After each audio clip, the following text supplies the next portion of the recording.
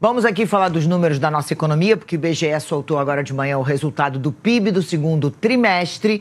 E quem vai trazer os números para a gente, com as primeiras explicações desse resultado, é o André Coelho. André, bem-vindo, bom dia. O resultado veio um pouquinho melhor do que o esperado, né? Bem melhor do que se esperava, Leilane. Muito bom dia para você, bom dia a todo mundo que nos acompanha nessa sexta-feira. O mercado estava esperando algo entre 0, ou seja, sem variação, 0 e 0,3% de avanço agora no segundo trimestre. Veio o triplo disso. Na tela, o nosso assinante acompanha que o resultado para o segundo trimestre, calculado pelo IBGE, foi de um avanço de 0,9%. Se a gente comparar com o segundo trimestre do ano passado, um aumento de 3,4%. No acumulado desse ano, de janeiro até junho, primeiro semestre, o PIB acumula uma alta de 3,7%. O produto interno bruto ficou em 2,651 bilhões de reais agora no segundo trimestre. E mais um destaque para a gente, o que puxou esse resultado? O setor de serviços e também o setor da indústria. A indústria ficou na frente numericamente, um avanço de 0,9%, puxado principalmente pelo bom desempenho das indústrias extrativas. A exploração de petróleo, minério de ferro foram muito bem no período, também a área da construção ajudou a impulsionar esse resultado. O setor de serviços, maior parte dessa fatia, maior empregador do país, teve uma alta de 0,6%. Destaque para as empresas da área das atividades financeiras. O setor de transportes acabou sendo uma boa surpresa pelo transporte aéreo de passageiros, pelo transporte rodoviário e também pelo escoamento da boa safra da agricultura no período. Mas a agropecuária, agora no segundo trimestre, teve uma queda de 0,9%. Não é um susto, veio muito forte no primeiro trimestre, um avanço de mais de 20%. Já era esperado que devolvesse um pouco desse crescimento e que tivesse um resultado mais fraco agora no segundo trimestre. Eu conversei sobre esse resultado com o economista Cláudio Considera. Ele disse que foi, de fato, um resultado bem mais forte que o mercado esperava, 3 vezes mais o que era a média prevista, mas ainda assim, por causa desse número, por causa disso, ele espera que agora os analistas, quem acompanha o desempenho da economia de perto, acabem tendo que revisar a sua projeção, as suas expectativas de crescimento para o próximo trimestre e para o acumulado do ano. A gente separou um trecho do que ele falou, vamos acompanhar. Foi uma surpresa, acho que o mercado vai repercutir como surpresa e todos vão aumentar suas previsões para o final do ano, que estavam agora em torno de 2%. Provavelmente as pessoas vão estar aumentando as previsões para o PIB do ano. Provavelmente todos os analistas vão rever suas projeções de algo em torno de 2% para 2,5% para 3%. Eu sei que o pessoal do Bradesco já estava prevendo um crescimento de 3%, né? E todos nós achávamos, de fato, um número muito elevado. Então, eu imagino que você vai ter um número de 2,5% para 3% durante esse ano. Valdo Cruz, nosso multicomentarista política e economia, vamos lá. Então, assim, rever resultados quando é para cima é melhor, né? Pelo menos isso, em relação ao PIB, é melhor do que se fosse para baixo. Com certeza, viu, Leilane? Vamos lembrar que no início do ano, o mercado falava num crescimento de, no máximo, 0,5%, né? Aí foram revisando. O Ministério da Economia apostando em 1,5%, depois passou para 2%, depois passou para quase 2,5%. O Banco Central também foi subindo. Hoje, com a divulgação desse resultado, que surpreendeu o mercado, porque a mediana do mercado ali estava prevendo um crescimento mediano, que é a média das previsões do mercado, de 0,3% de crescimento, veio 0,9%, então bem acima.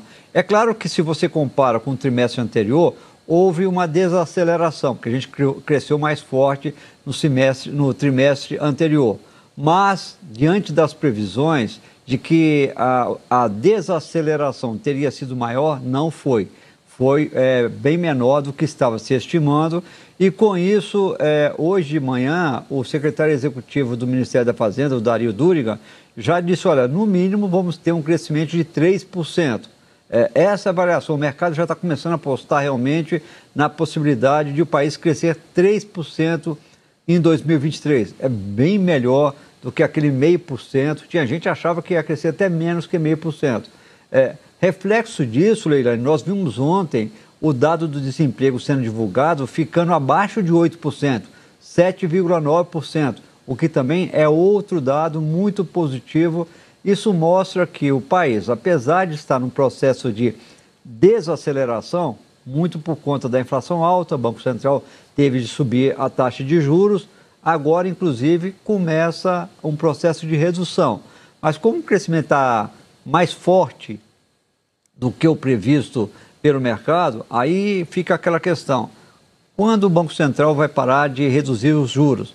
Até o final do ano, tudo indica que a nossa taxa vai ficar ali em 11,75. Hoje está em 12,25, em 13,25. Então, deve fechar o ano em 11,75. Agora, vai parar em 9? Vai parar em 8? Tem muita gente achando que vai parar mais entre 9% e 10%. O fato é que, na economia, a gente está tendo boas notícias, né?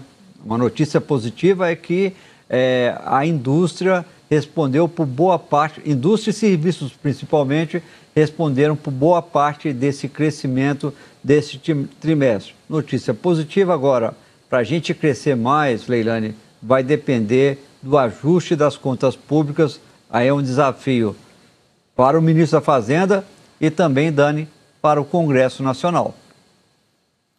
Muito bom, gente. A surpresa aí do mercado, do PIB, né? O mercado sabia que ele ia dar uma retraída, mas achava que ele ia retrair para 0,3, 0,4, vem 0,9.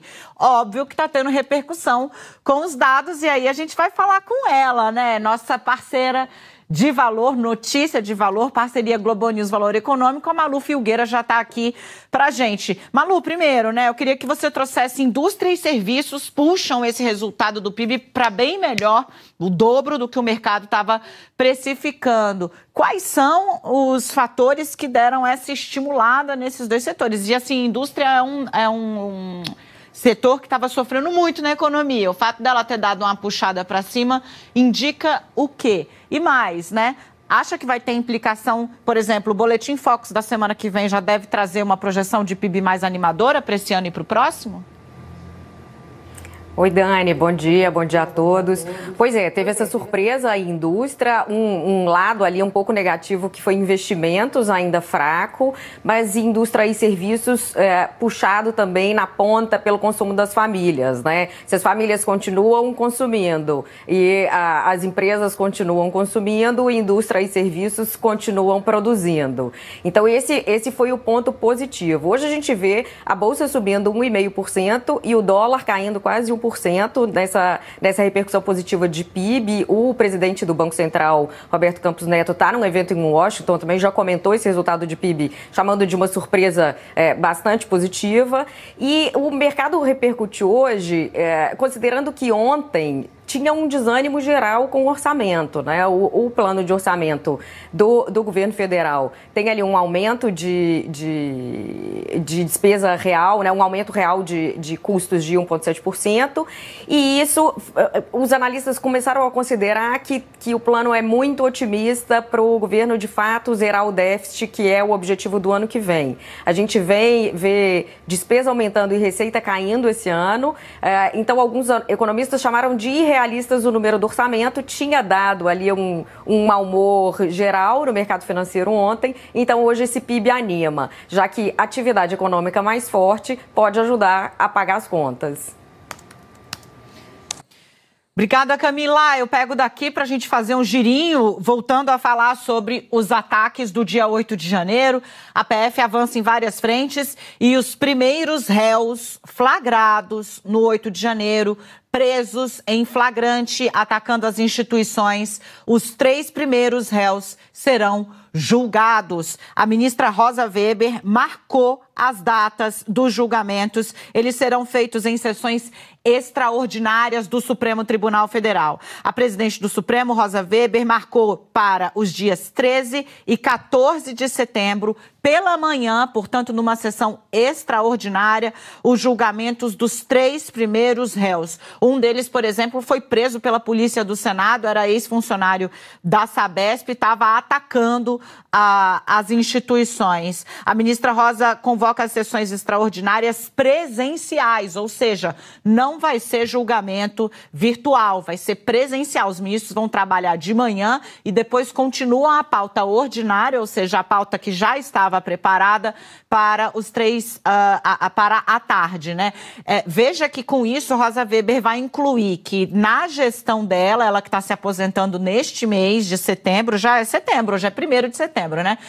Ela que se aposenta neste mês, ela vai garantir, ela tenta garantir que as primeiras condenações ou absolvições sobre esse levante que marcou a história recente do país aconteçam ainda sob a gestão dela. A gestão que teve a casa atacada, o Supremo foi alvo, inclusive, de ataque à bomba. Ela garante que isso vai acontecer na gestão dela. Está imprimindo um ritmo frenético nas últimas semanas de presidência e de atuação no Supremo Tribunal Federal. Então, todos os dias, 13 e 14 de setembro, às 9h30 da manhã, começa o julgamento desses 3 réus acusados de participação nos atos criminosos do dia 8 de janeiro. Gente, isso é algo importante, porque, de novo, tem o simbolismo dela querer resolver durante a gestão dela, Valdo, dar essa sinalização, fechar esse ciclo.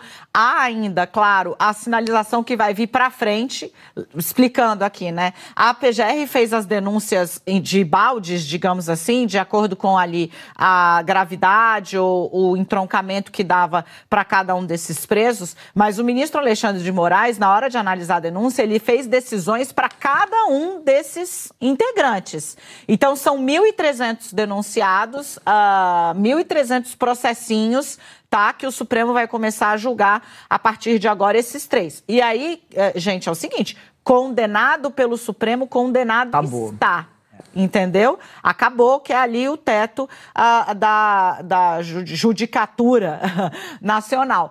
Valdo, vamos falar um pouquinho sobre o simbolismo e, claro, a sinalização que vai vir da corte, né? Quão dura, quão pesada vai ser a mão da lei. Fala, Lei. Quero pedir para o Valdo também falar sobre... a gente vive criticando, né, a morosidade, a demora das decisões da justiça brasileira. Nesse caso, gente, vamos lembrar, tem 8 meses que aconteceu o 8 de janeiro, né? Ou seja, houve aí uma celeridade na justiça, essa quantidade de pessoas implicadas, e a gente já tem os 3 primeiros casos sendo julgados agora em setembro, antes de completar 9 meses. Isso. Não, depois, acho que logo depois, né? Que é 8, completa 9 meses. Vai fazer 9 meses. 9 meses, dia 8, e aí o julgamento é na semana seguinte. É isso. Nesse caso aí, essa celeridade é muito importante, porque você precisa passar essa mensagem de que esse tipo de vandalismo, né, olha só essas imagens, né? Algo que eu nunca imaginei que iria acontecer em Brasília, acabou acontecendo e não pode ficar impune. Não, mas a justiça está sendo muito rigorosa. Não, a justiça está sendo como sempre deveria ser, né? Como sempre deveria estar atuando. Porque o Brasil tem, infelizmente, a péssima mania de passou uma crise, teve... Não, já passou, deixa para lá, vamos virar a página, não precisamos ficar ali retaliando. Não é retaliar, gente. Isso é simplesmente você julgar de acordo com a lei aqueles que praticaram crimes, aqueles que praticaram atos de vandalismo. E isso é importantíssimo para mostrar o seguinte, se você vier a Brasília para manifestar, perfeito, é permitido. Se você vier a Brasília para depredar, para você tentar um golpe, para tentar destruir instituições, você vai para a cadeia. E, Valdo, olha como é interessante. Aqui, quem é de Brasília, a Daniela é de Brasília, a Leilane já veio aqui várias vezes, eu e Valdo moramos aqui. Gente, já sempre morei foi a aí cidade... 7 anos, Camila. Pois é, você vai lembrar disso também, a Dani. Sempre foi a cidade das manifestações. Quantas vezes a gente deixou de chegar na hora certa no trabalho que estava tendo manifestação A, B e C na Esplanada, às vezes juntas, no caminho para a Esplanada. Isso é completamente democrático, marca a história da cidade. tem essa marca da democracia. Só que dos últimos anos para cá, com essa escalada do ódio e essa intolerância, se você pertence a um lado, o outro tem que ser eliminado, isso transformou completamente o clima. E aqui em Brasília, viu, Leilani, Dani e Valdo, muita gente me fala isso, assim, saudade dos tempos em que a gente via as manifestações e escolhia se participava delas ou não. Hoje, as pessoas têm ou aquele ódio para participar, e nesse caso a gente nem está falando de manifestação, a gente está falando de atos golpistas, ou tem medo e já fica, ó, não vamos sair de casa hoje, está acontecendo tal coisa, porque esse panorama mudou para muito pior e tirou uma característica da cidade e da democracia aqui na cidade. A gente está na capital do país, está no centro do poder. É para as pessoas, sim, poderem se manifestar. É isso, é o quintal da democracia, né, Camila? É o quintal da democracia, exatamente. E fica muito explícito isso, Camila. Ontem, na entrevista ao Estúdio I, o ministro Flávio Dino falou, olha, Brasília já recebeu manifestações de 100 mil pessoas. Isso. E nunca aconteceu. Gente, lembra nos levantes de 13, Leilani, que as pessoas subiram e tal no Congresso, mas não teve aquelas nada imagens do Congresso isso, lotado, gente. Né, Dani? E ali era milhares mesmo, né? O ministro diz, olha, olhando daqui de cima, você via que 5 mil pessoas era nada, né? É exatamente para a gente ter essa dimensão. Bom, vamos aguardar então, sem dúvida nenhuma, o Brasil está de olho nessas datas que a ministra Rosa Weber marcou aí para o julgamento dos primeiros implicados nos atos golpistas do 8 de janeiro. Vamos seguir.